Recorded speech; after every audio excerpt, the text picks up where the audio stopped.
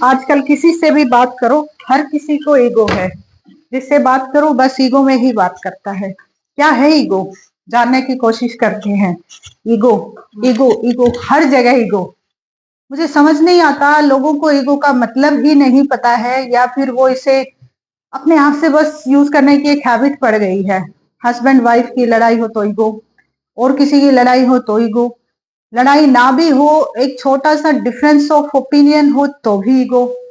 Ego ego ego, हर जगह ego.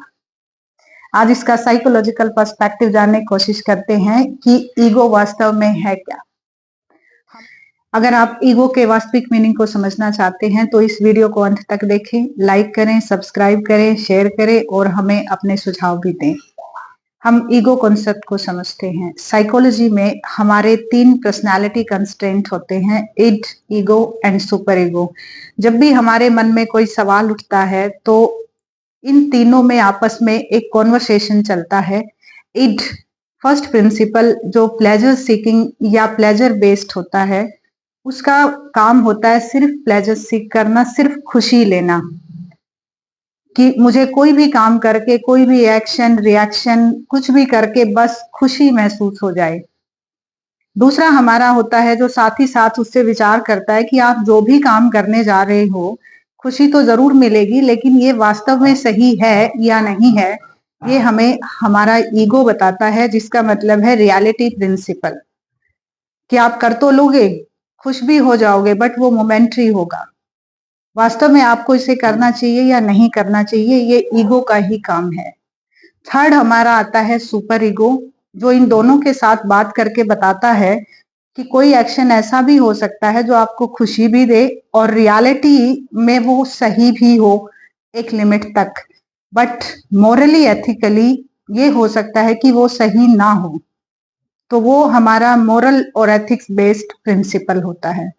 जब भी हम कुछ भी सोचते हैं तो बड़ा एक इंस्टेंट सा रिएक्शन हमारी इंस्टिंक्ट के साथ हमारा अंदरूनी तौर पर चलता है, और ये हम सबका चलता है, और हम सबकी इंस्टिंक्ट हमें उसी टाइम बता रही होती है कि हमें ये करना चाहिए या नहीं करना चाहिए।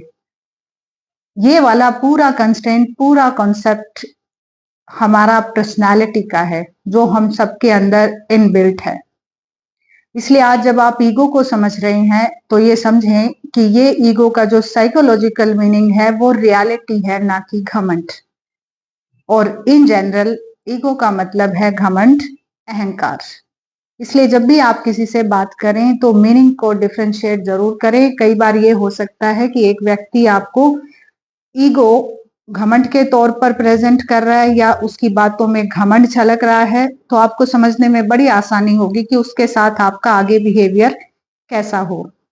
अगर एक आदमी वास्तव में ही कह रहा है नहीं ये बात मुझे अच्छी नहीं लगी और मुझे अपनी सेल्फ रिस्पेक्ट पे मैं इसको नहीं ले पा रहा हूं, तो आपको समझ लेना है कि ये वास्तव में ही उसकी सेल्फ रिस्पेक्ट को हार्म कर रही है। तो यहाँ पे ईगो वर्ड का यूज ना करें, यहाँ पे आप ये समझें कि वो अपनी सेल्फ रिस्पेक्ट की बात कर रहा है। अब जब आप इस डिफरेंशिएशन को समझ ही गए हैं तो मैं ये उम्मीद करती हूँ कि आगे से जब भी आप ईगो वर्ड यूज कर रहे होंगे तो इसके एक पूरे मीनिंग को जानते हुए प्रॉपर इसका यूज करेंगे।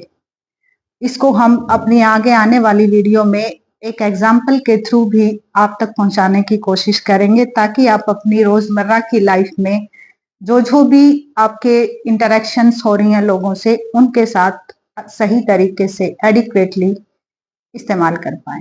धन्यवाद।